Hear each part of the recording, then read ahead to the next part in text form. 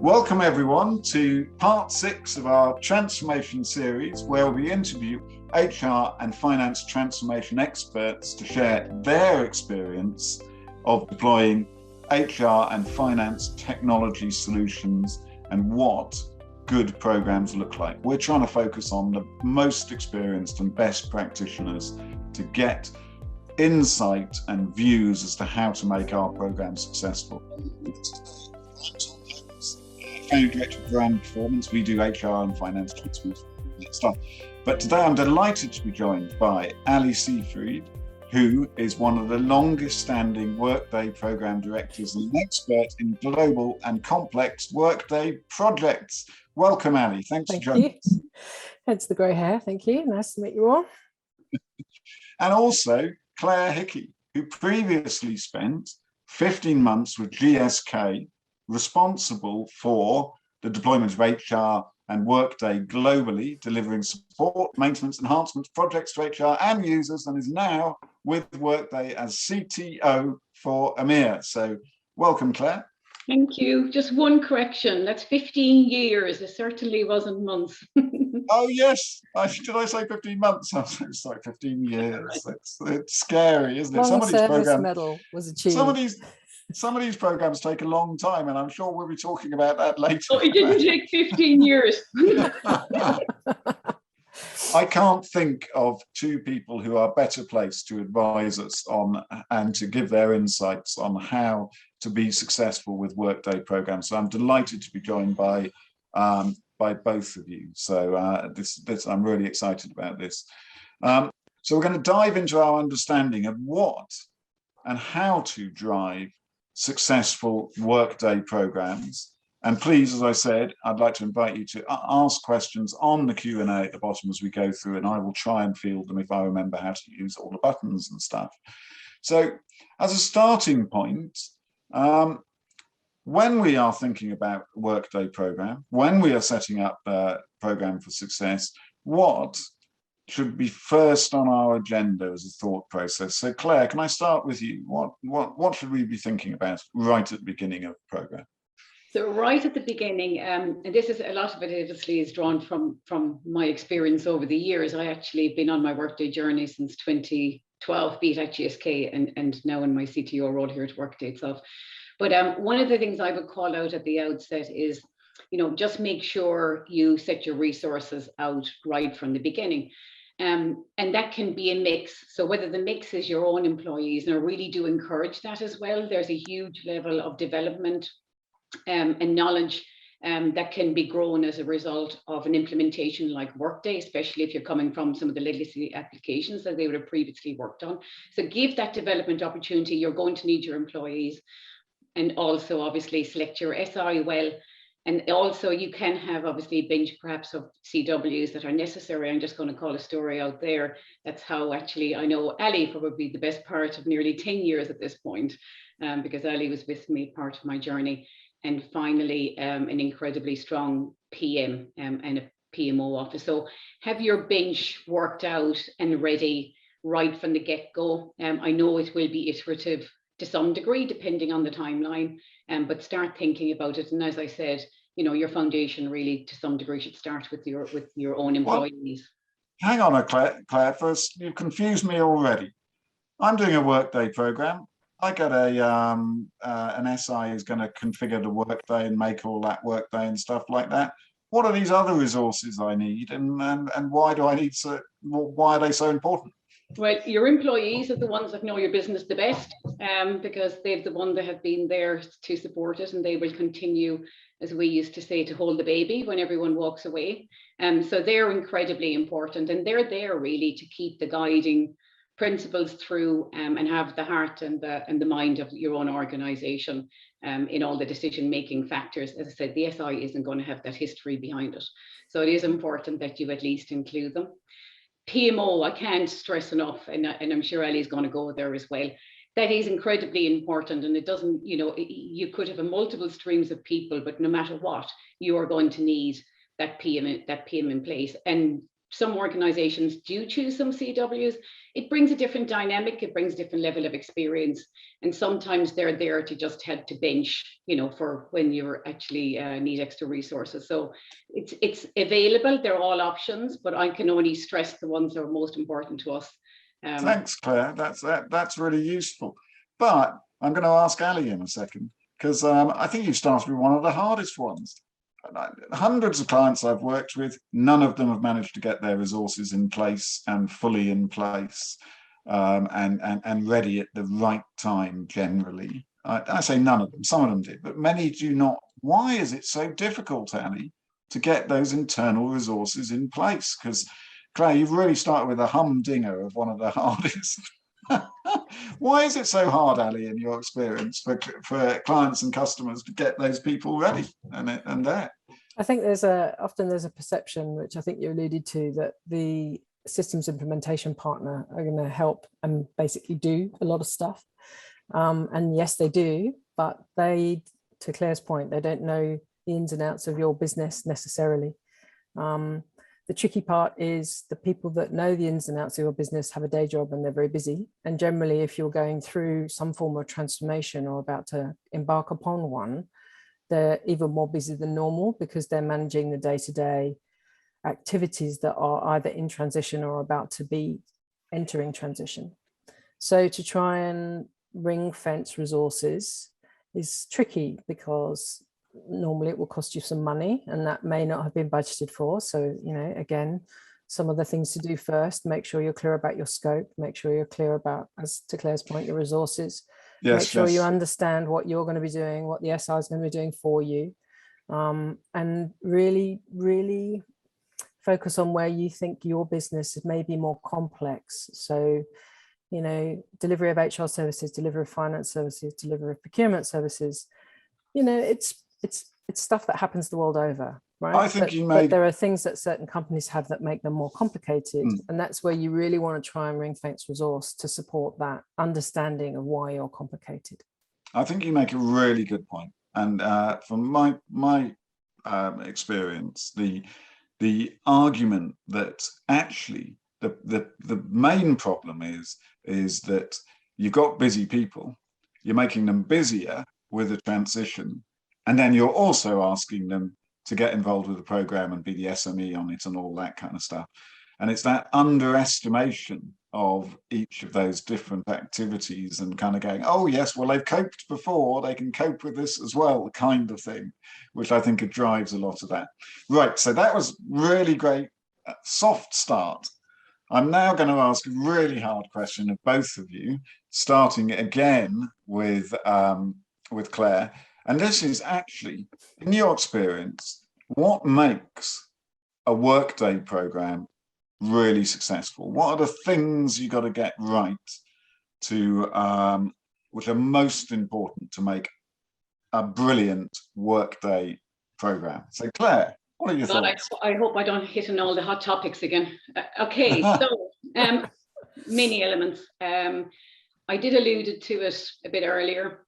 A strong governance framework. So time and time again, and we had it also, is that if you don't set it up from the very beginning, then you will end up with a number of frustrated and confused people, both within the business and whoever from an SI perspective. So get your PM right from the very beginning and put in that governance framework.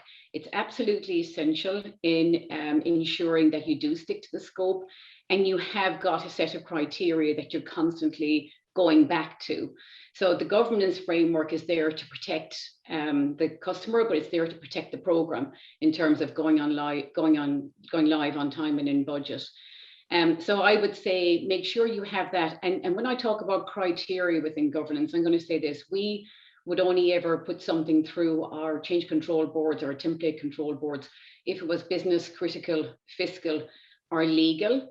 And we would often have these conversations in our meetings about the word legal. So is the legal, is it the company legal, or is it the country legal? And of course, country legal will always be the one to stand up when you're having those conversations.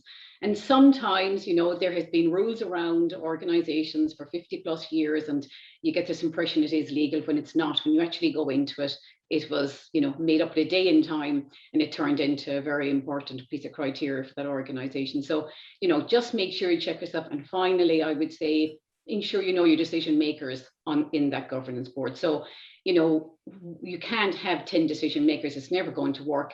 Keep it to, you know, 2 if you can. And I would say always have that from an IT perspective. Ensure you do involve them, ensure they're part of the decision-making process. And then obviously you got the business side of it from either HR or a FIN's perspective. So Claire, can you, this governance stuff, right? If I'm embarking on this journey, I've got loads of governance already. I've got an HR team, I've got an HR leadership team, I've got my HRD. I have a regular meeting with them, you know, weekly meeting with them and stuff like that. Do I need special governance for this? Is it different from that? I get it that it's presumably a little more complex than the day-to-day stuff, but what do you mean by governance? Is it? I think it is different because certainly you need to keep it focused. So during an implementation, and as Aly well knows, it can get really intense. So what you're trying to do is protect the program. And if you start to really mix that into the operations of a normal business and other governance bodies, then the same focus isn't going to be there. So from my perspective and my strong advice and experience would say that has to stand up and be accounted for and be operational at its own level to support the deployment and the project. It's really important you have those key people. And I think also you alluded to like what would be a decision maker, and I would say make it one of your most senior people, because they're the ones that are going to have to stand up and take that decision and account for the decision if it's thin questions. So be really clear about who has got that accountability. And sometimes it can be IT, sometimes it can be finance, it could be HR. And if it's a HR or finance decision, your IT person has already held hands with their partner and said, yeah, that's okay, I'm going to stand by your decision. So these elements are really, really important. So the fact that you've mentioned it suggests that it often isn't done very well. So it's a trickier area than it would seem from the outside. So, you know, what makes a good, I'm assuming that we're talking about structure of a steering group, a kind of design authority, you know, all populated, meeting regularly. But where have you seen it work well, Claire? And what are the kind of difficulties of creating that governance? Because it doesn't sound that hard if I'm not in the throes of it. And yet I know full. Yeah, so from a working well perspective, and Aly can come in here, she might have more broader experience, but certainly mine's from a GSK perspective. I would say we were very loose at the very beginning of the program and slightly to go, we're a bit tilted and going a bit off skew until we really got those right measures in place. And when they were in place, what I think has been the success criteria is the fact that we did go live and on time to 120,000 employees across 135 countries in a very complex landscape. And we did it for HCM, and we had included US payroll as well. So the success is in the measurement of how actually, you know, we did literally go live with, you know, as I said, on time and in budget. And that's really important. And I think without the strong governance that we had in place, I'm not sure, I would have questioned how if we were going to get there. So it's important. I will bring Aly into this as well, because you're describing it, yes, very successful, but we need to know more about why it was successful, I think. So Aly, you know, Claire's described a journey where the governance was not quite where it needed to be and then became very tight over time. So how was that done? And what was the kind of tipping point which started making it really functional and doing what it needed to do? I think, as Claire stated, the clarity came when the understanding of the process that you're following with a Workday deployment became clearer.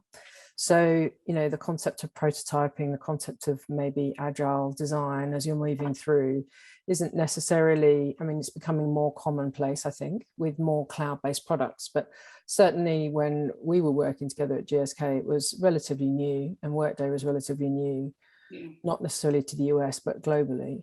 I think it's about being clear about the mechanisms, being clear about having the right decision makers, as Claire said, but equally ensuring you're bringing in key people when you need them, because not everyone's needed for every governance meeting. So for example, if you're deciding how you're going to utilize offering up the services that Workday delivers through to your entire workforce, then maybe engage some of the key people from the business that might be impacted the most. So if you're going to roll expenses out, then talk to people across your business and understand which department maybe has a higher level of people who are running expenses through a system, for example. So I think it's about horses for courses, having really clear structure, really, keep the meetings running, even if we don't think there's much of an agenda.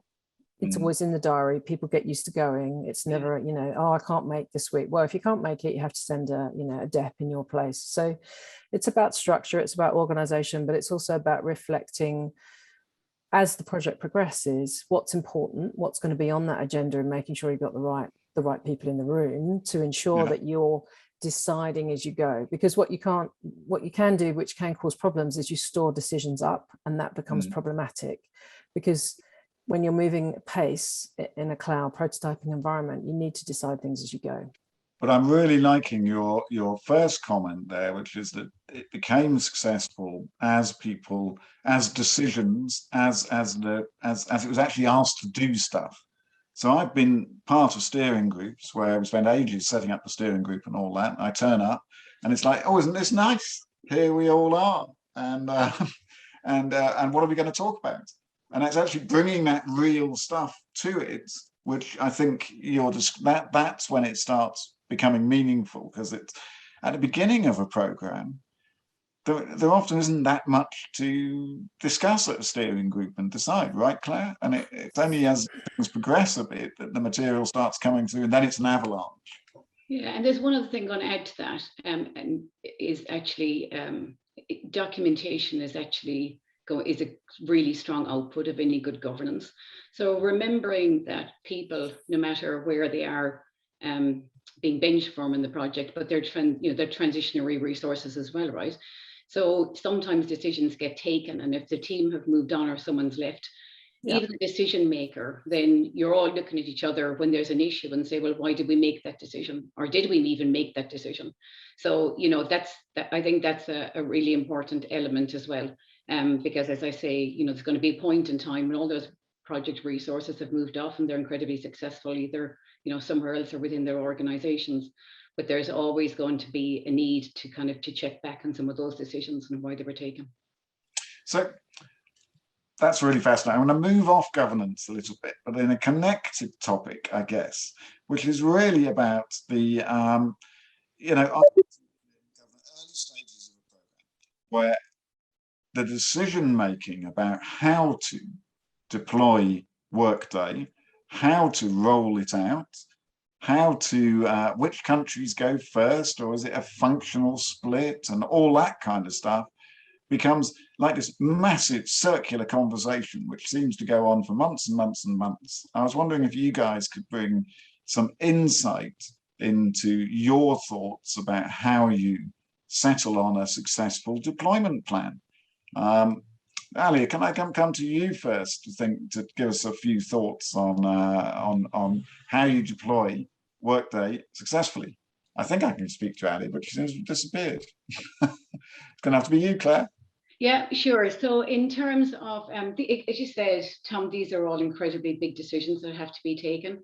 I also do believe that, every customer and every organization has got different nuances and they've got different criteria. So it's not like one model necessarily will fit all, certainly when you're looking at an approach to deployment. So, there's always that dilemma. Is it a waved approach or is it a big bang? We went on a waved approach. And we had huge conversations about it. And we did it because basically we wanted, to ensure that the business could carry on operating and doing obviously what it's set out to do, which is to save lives and their concentration on healthcare. What we didn't want to do is get in the way of any business priorities, and we were really told that at the outset. So we remained very cognizant of the strategy and the roadmap that was ahead in terms of where our program was going, so that we didn't fall into it. You're also trying to work around other projects. So in these large organizations, you know, Workday isn't necessarily the one project that's going at any one time. So you often got independencies and everything going on. So we went on a waved approach really because we wanted to really consider the business priorities and some of the other projects that were moving around us at the same time. Claire, sorry to butt in, but when you say a waved approach, was that you give a country all the Workday functionality and then move on to a different country, or was it you drip feed functionality to them and then add some more later? Which method did you pick? Yeah, again, it was a conversation that was had from the very outset, and we were trying to work out, you know, do you do it from a business perspective or a business unit perspective? Do you do it from a functional perspective, or then do you do it from a market? We actually went region in the end. So when they got their release, they got Workday. Yeah. And then you'd move on to another region, etc. Yeah. And we'd often have started one region while we're trying to finish off another region.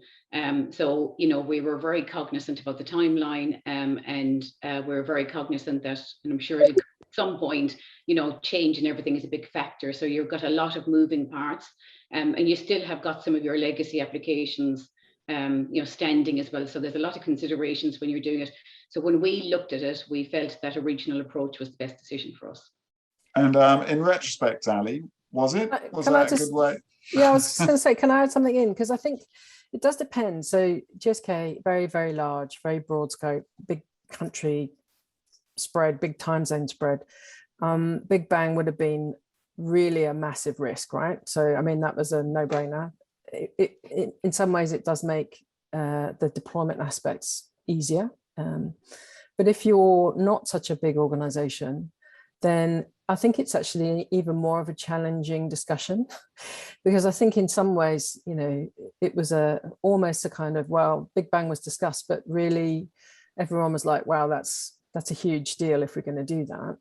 So then the complexity for GSK was, well, how do we do it then to make it workable such that we can accommodate, you know, a relatively big delivery team in terms of the project itself, making sure we can accommodate time zones, making sure we can accommodate business activities, as Claire said. So there's always many factors involved in the decision making, and there's never, I'll be honest, there's never a perfect choice, right? So there's always compromise that has to be accommodated.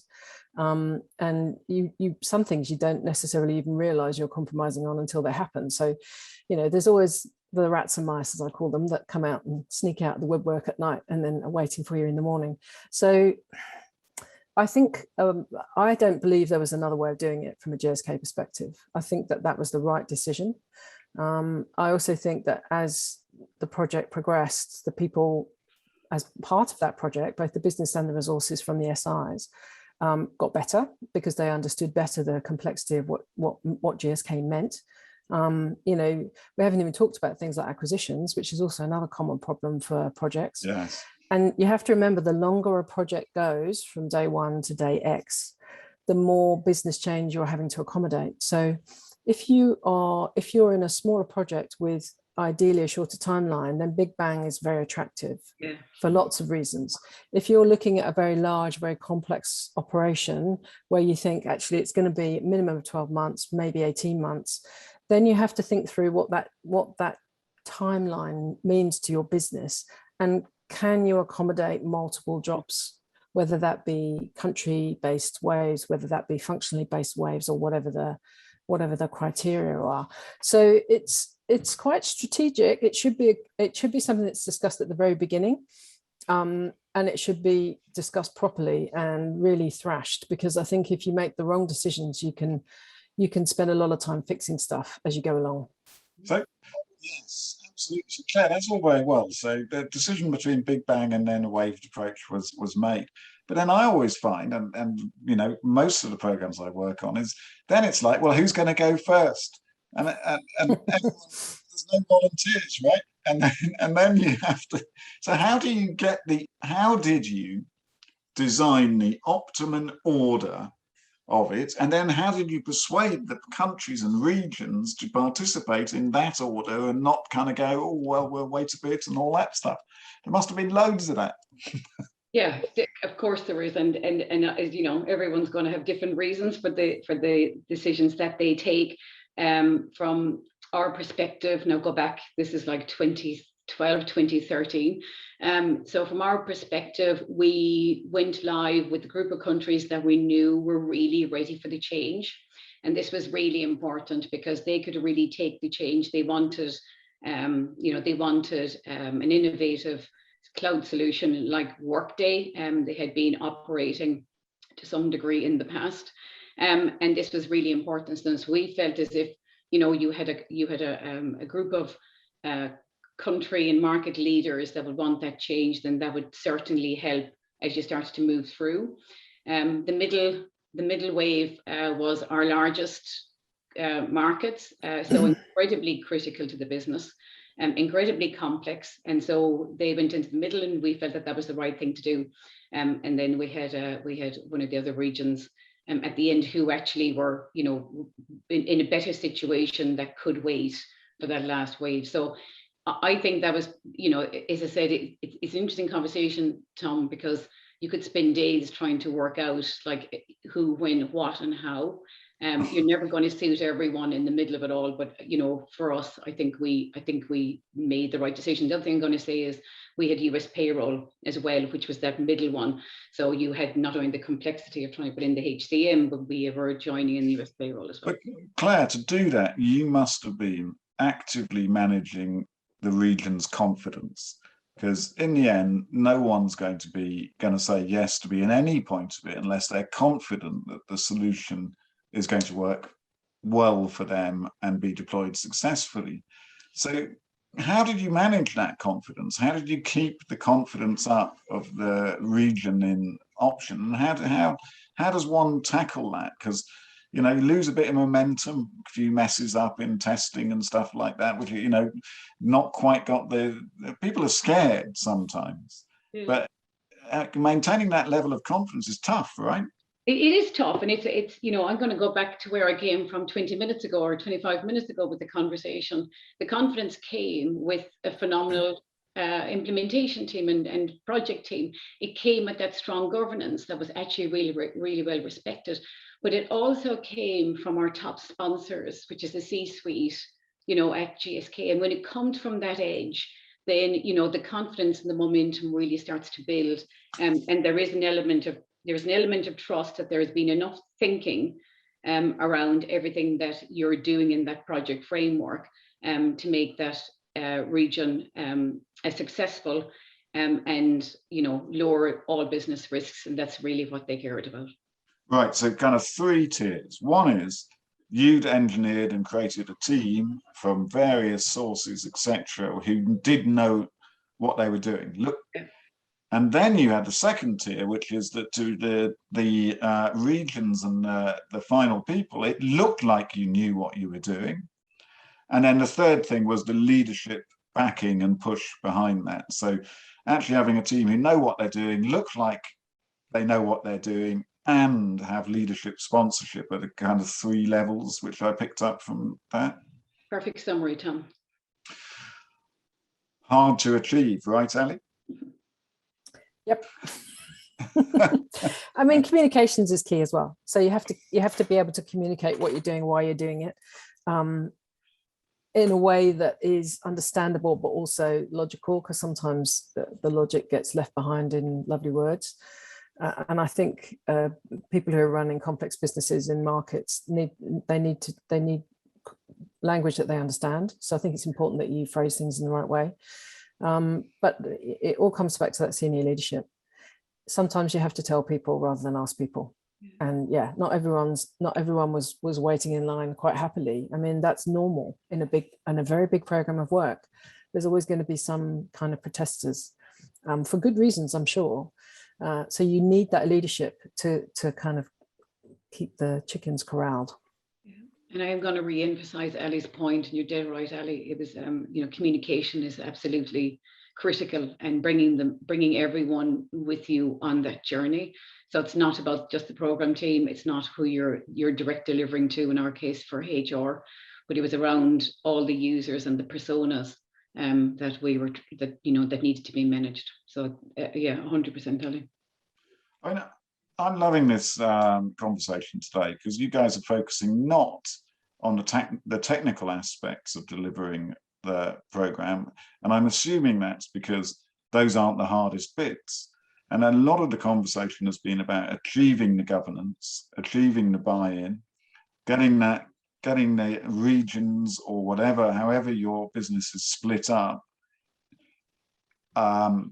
confident that the solution's working, and demonstrating a kind of really competent and well-rounded program to be able to create the conditions to achieve that. I'm going to ask you guys what else we should be thinking about, because I think that those areas, we've explored them very well. But what are the other key things we should be thinking about to really create the most successful Workday programs? I'll jump in first. So I think you have to be clear about your change control. So you have to recognize when things are moving around you, because sometimes there are external influences beyond even potentially the business, whereby regulation changes, or there's an uprising in a country whereby you have to get staff out, or like I said, there's an acquisition. So there's always, it's a moving target to some degree for back office system deployments, because the business doesn't stand still. So wouldn't it be lovely if when we start our project, they said, oh, we're not going to do anything, we'll just wait for you to finish. That'd be fantastic. But the reality is that doesn't happen. And especially with large enterprise, there's normally a lot going on. It's about momentum, keep things moving, be clear about your strategy for success, and keep your success criteria, check in on them.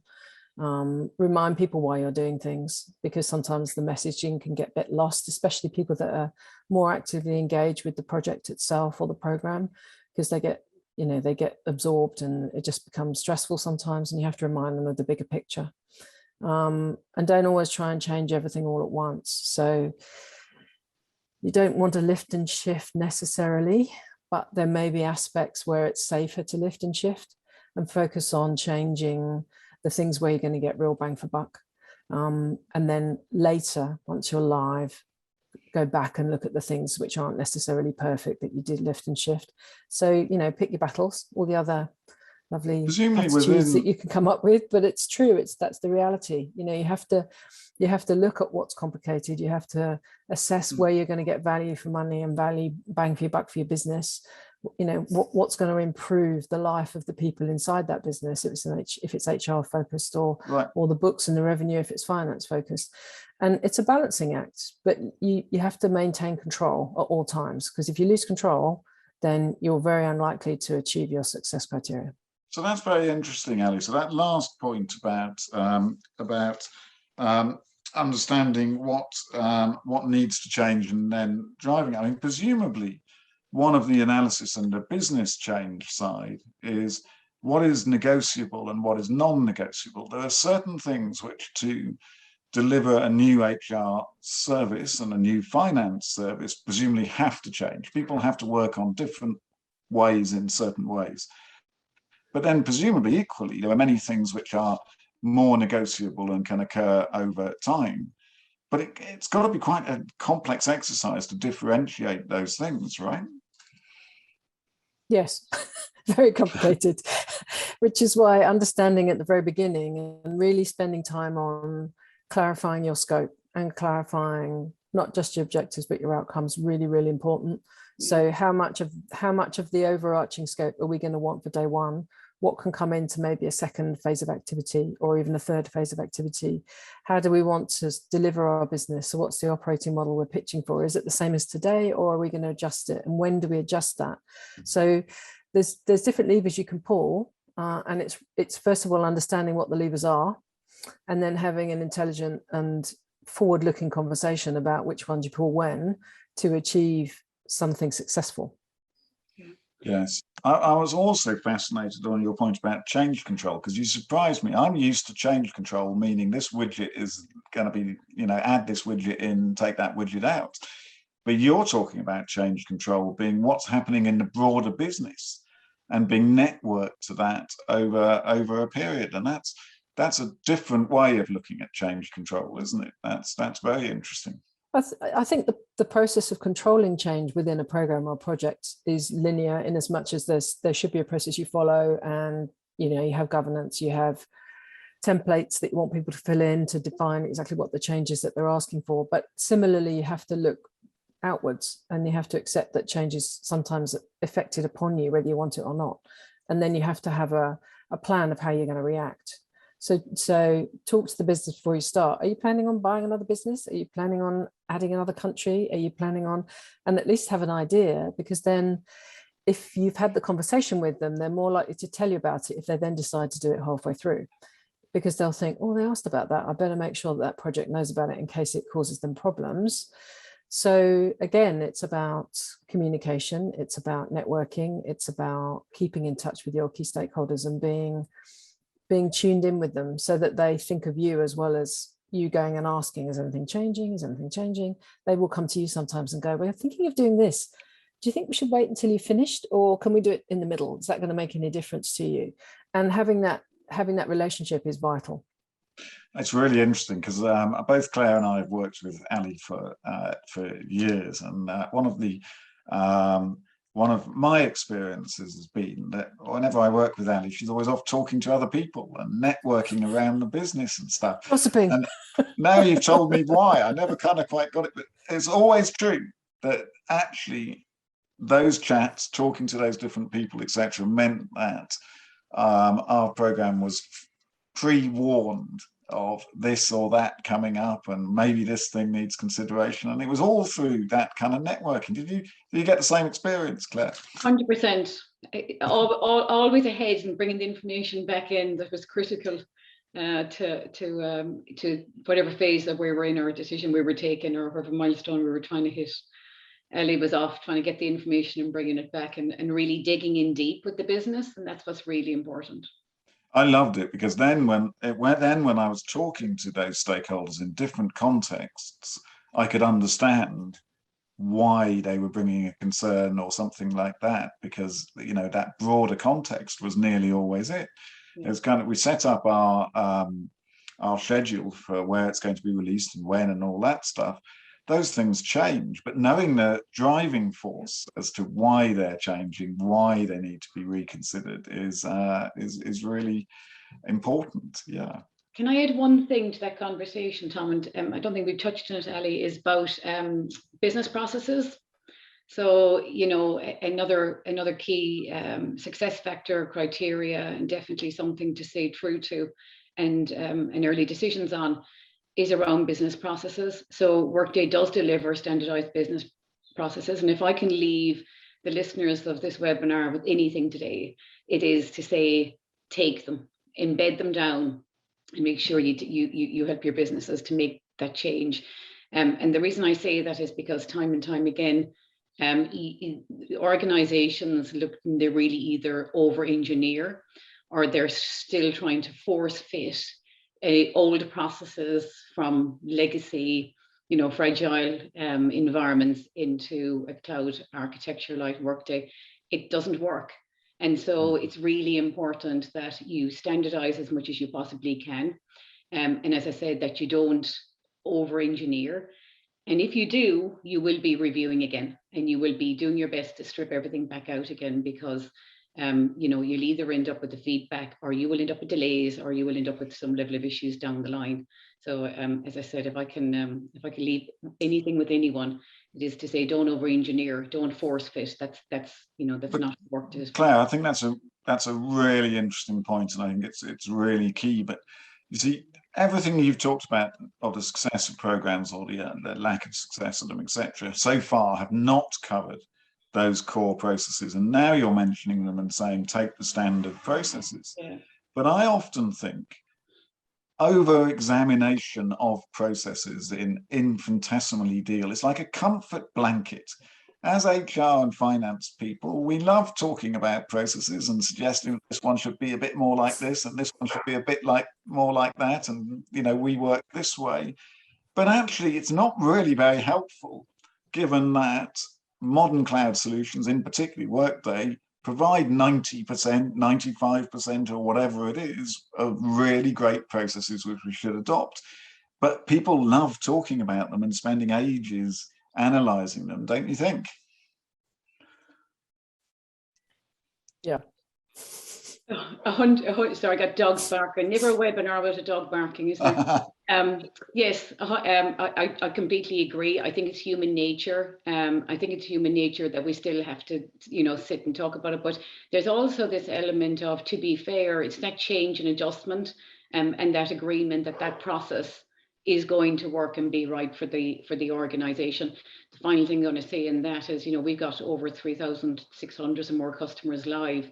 And it is definitely one of the successes of going forward and really living with Workday is, as I said, make sure that you really be very thoughtful about those processes. Okay, so back on to Workday actually now, Aly. So Workday, born in the cloud, all that kind of stuff. It's seen as really leader, but why? What's different about Workday from other solutions, if anything, or is it all the same stuff? For me, I think Workday was one of the first object-based ERPs, if I use the old terminology, and the fact that they do have the one baseline of code, which it does make a massive difference. But I also think that because of that, it spawned a fantastic community of people that are either going through Workday projects or already live with Workday. And it means that because everyone's really using the same product, I mean, yes, there's the odd bit of customization that people require for complexities of their own business, but because everyone's really using the same product, you don't have that protectionism that you used to get with on-premise other brand labels, let's say, in the old days, where I've spent 75,000 Ks building that customization. I'm not going to share that with anybody else, because that's cost me money, and why should I offer that up? That's my competitive advantage, and that's gone, really.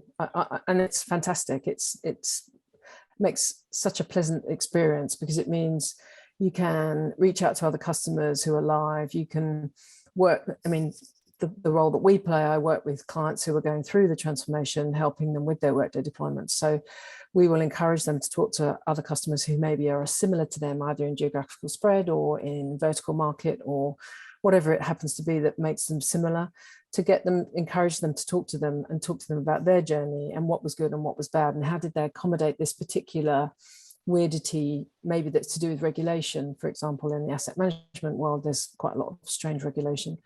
And because Workday is really truly a cloud-based system, you get that caring and sharing through the community, and it's phenomenal. And the community resource is also phenomenal. But that's really weird. I mean, cults, friends, whatever, but it's absolutely, I think, it's something you talk a lot about, Claire, that actually the community of people, it's not like a competition at all. Everybody wants to share their tips and their stuff. Is that, I wonder why. I think it was part of was part of the how do I say, the organization, the way they were set up. It's a very trusting way of from Workday's perspective of ensuring that this community is a shared community. And as you said, it does remove any level of a competition from an industry perspective. And, we certainly leaned into all the pharmas and, we were always in collaboration with each other. There's a huge amount of information that's available on our community. And our customers are constantly sharing piece of configuration or reporting, etc. So it's really become a huge foundation. And the reason they can do that, and this is what Aly referred to, that makes the difference, is that everyone is on the same version. So you're all speaking the same language. And so that's rare, and that is why it really does differentiate Workday from many others. It's the fact that everyone is on the same version, using the exact same versions that are in front of them. And therefore everyone can talk and speak the same language and really lean in on each other. So I think right. So if I have a defect or something like that, or something I don't understand how to work, then that either by talking to that community, because they're all on exactly the same version, either I am doing something wrong or they're all experiencing the same problem, rather than it being, oh, it's your flavor, Tom, which is the which is caused. Yeah, I can see that. That's very interesting. So finally, what could possibly go wrong? You talked about loads of stuff, really great advice, but I'd like to come to both of you and ask you maybe one point as to what else we should be thinking about. So what could go wrong, which we haven't talked about? Do you want to go first, Claire? I can go first, sure. So what can go wrong? As I said, I mentioned earlier, over-engineering of business processes. We did make some of those mistakes. Yes. And then had to return back to the drawing board. So that's an extreme, as I said, the one point that I would emphasize on. Change, just don't underestimate it. People are people, and it is really important that as you deploy, that you really consider what we would consider a change comes in learning. Remembering you in all levels in all organizations that there's different personas. So take your personas in hand and really look at what the change framework would be for each of those persona areas. I think it's just really important, because you're going to go live and some people are going to use Workday more frequently than others. So obviously you've got your real power users in your HR, your finance community. But then you have got your managers, that are going in and they're approving PTO or they're changing comp or whatever. So, but some of the processes are annual. So, there's always an element of, how do I do that again? And if you're, a basic user, you're going in, which is fantastic, obviously, check the organization and, go and find, a supervisory of the organization change, etc. But you're also going in to do your PTO and find your pay slip. So, I would just say that just make sure that you don't underestimate some of the more complex, right? Especially for but you're also what you're describing is to really understand the impact of change to each role, each person, and be sympathetic to it. So exactly, really understand what change you're asking of each individual role. Very good, Claire. Thank you. Ali, what could possibly go wrong with a global Workday program? A couple of obvious ones for me are data and integrations. So be clear about where your data is today, because you're going to have to move some of it, if not all of it. Be clear about how much you need to move and why. Be clear about how that may impact everybody else, because specifically kind of the HR and identity space, sometimes people make decisions in isolation and then don't realize that that decision is triggering a whole ripple effect of disaster downstream for other systems. So think beyond just your own world. Be very clear about what you're trying to achieve from an integrations perspective from the beginning and try and stick to it, and maybe go for the minimum viable product at the beginning with a view that you'll plug more things in later. So don't over promise and under deliver, because that's always looks bad, and therefore you can end up having Workday as a bad brand name when actually it isn't at all. It was just maybe bad planning. I think just make sure you have your control mechanisms in place, because if you have those, you can accommodate pretty much anything that's thrown at you. If you don't have your governance, if you don't have your regular design forums, if you don't have your control processes, then you're going to struggle, because something will tip you off course at some point in terms of delivering the project. And with that, I think that's brought us full circle. I am fascinated with your use experience and all the insight you've brought. But what I found most interesting is how you both have described getting governance right, getting it meaningful, getting the business as a participant of the program is actually the most critical thing of a program. And I hear this from consultants. They talk about governance and stuff like that, and I wonder what they actually mean by that. But you guys have really brought it alive and really given me a chance to understand why getting the right governance and participation in place is actually, I'm kind of thinking, if not the most critical, a critical activity of the success of a Workday programme. So guys, I'd like to thank you both for participating and sharing so much. I know there's 100 more things you could tell us and advice, but we do have to finish there. So thank you very much, Claire. Very welcome. And thanks, Aly. Thank you. Thanks for having me. And thank you everybody for joining us today. I hope it was useful. That's the 6th in our series, and there are more series coming up on really getting practitioners who have really been through this journey to kind of give us some insight and advice and expertise on how to be successful in our programs. So thank you very much for taking time out of your day, and see you soon. Thank you. Thanks. Bye. Bye-bye.